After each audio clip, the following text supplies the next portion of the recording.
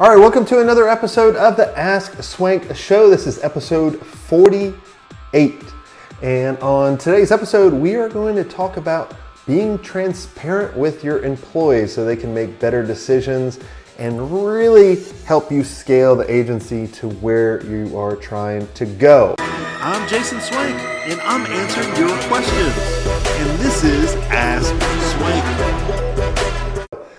And before we jump in, I want to tell you about this really cool software that I use. And I suggest you guys use it for your proposals and your presentations because it really makes it easy and really kind of creates this really beautiful presentation for your proposal. You can check out where people, viewed the presentation, the proposal. They can sign off on it. They can pay. And it just gives you a lot of amazing, rich features that you can put right into your proposal just so it's not a boring PDF or Word document. You can get a free trial for 30 days, and then after, if you use Smart Agency, you can get 50% off for the first 3 months. Now, the software is called Koala. It's really pretty cool. And if you go to jasonswank.com/proposal software, that's jasonswank.com/proposal software, and you can go check it out. I highly recommend you do that. All right, so the first question is from Jack. He says, I like the idea of bonuses based on profitability. How much info should I share with my team? Do they need to know everyone else's salary, wages, so they can monitor the project budget, costs, profits, etc.? Cool. So to answer really quickly, no, don't tell everybody's salaries and wages. They don't need that in order to calculate the profitability of the project. So what we would do is so let's say we had a $50,000 website project. We would tell our project manager what the buffer is that we need to hit. So the VP of operations would say, all right, we're going to do this website for 20,000, okay? You guys have 20,000 of man hours based on our hourly rate internal. We wouldn't go out internal or to the client saying, oh, we're at this amount of hours. We just say, okay, you have 20,000 budgeted to get this project complete and out the door. So we put that in our project software, and then they would monitor it that way. So then we would know that anything under the 20,000 was even more profit. And so we would bonus them based on that alone if they can come under. And then if they were obviously over, obviously they weren't bonused, and then that would hurt them later on for their coaching calls that we would have quarterly. And remember, I call them coaching calls, not reviews. Reviews are negative. So when we did it that way based on the projects or the retainers or whatever we were monitoring them, we only had to, we were already setting kind of what we wanted for the profitability and measuring them on that versus saying, all right, guys, here's all of our expenses. And then you calculate it out. It just made it easier for us to do that. All right, so next question. How much financial transparency should I have with my key employees? It's a great question. It depends on where they are within the organization. We let all of our employees know our top line revenue and our profit. And we let them know where a lot of the expenses were going, right? So when we shared the total expenses with them, we wouldn't give them light items and say, all right, all the expenses went into a race car, right? The race team. That was included in, entertainment, right? Or we wouldn't let them know line item for everybody's salary as well. We would just say line item, this amount for payroll, right? Or this amount for insurance, this amount for travel, this amount for marketing, right?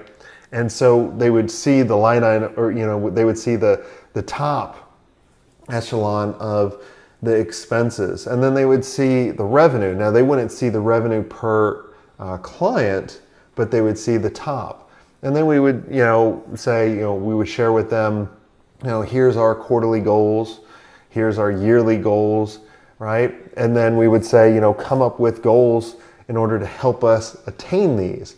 So it gave them power. Everybody wants to contribute, and everybody wants to see and have that significance and feel that they're making a difference. And so when we could share those numbers and share our successes or share our failures, they would take more ownership, and they would create more of a sticky environment for them because they see a direct impact versus working for someone else and they're just getting a paycheck every 2 weeks. And maybe the owner or their boss says, hey, good job every once in a while. They could see a direct impact on what they're doing. And so that's what we did, and it worked out really well. There are some companies that publish everything, like have full transparency, like I think Zappos does, and has full transparency of what everybody makes. We just don't want to do that. I remember one time our one employee, a bad employee, got into our drawer of all our employee contracts and then shared that with a lot of their friends within the organization, and everybody knew what everybody made. And it wasn't pretty, to be honest with you.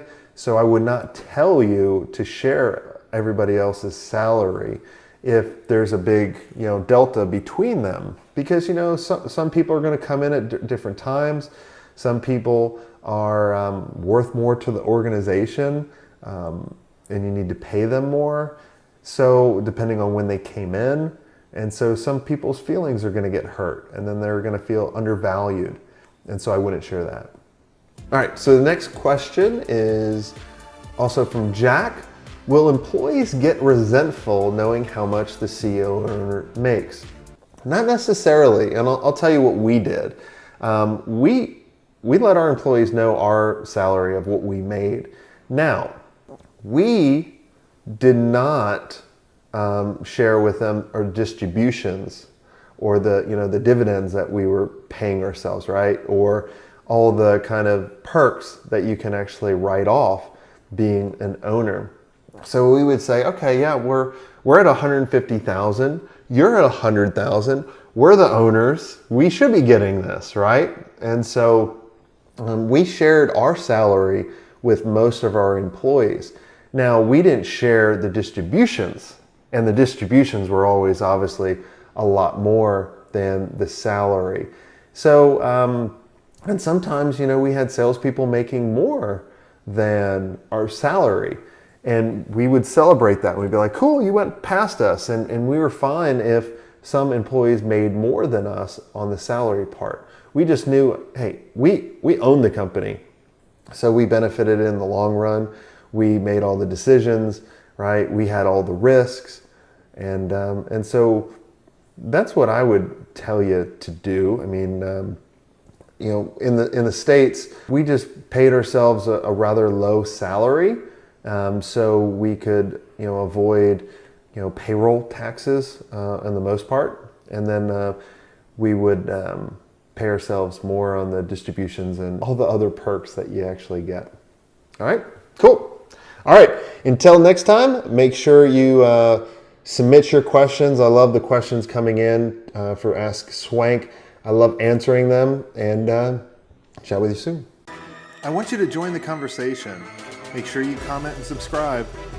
Thanks for giving me your most valuable asset, your time.